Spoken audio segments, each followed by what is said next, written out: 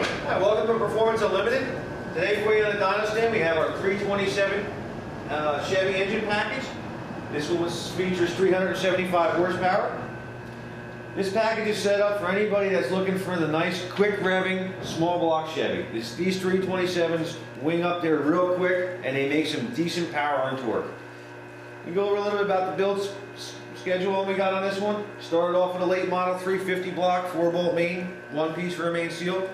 We had Eagle 327 forged crankshaft in it. Did the Eagle I-beam connecting rods and a set of Speed Pro Performance aluminum pistons in here. Did the Edelbrock E Street aluminum cylinder heads with the stainless steel roller rockers and the Manley push rods.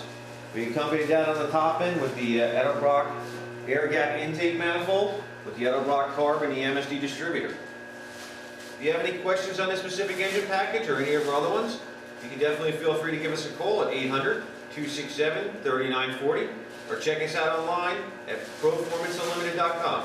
Let's take you over to the dyno, and I think you guys will really enjoy this one.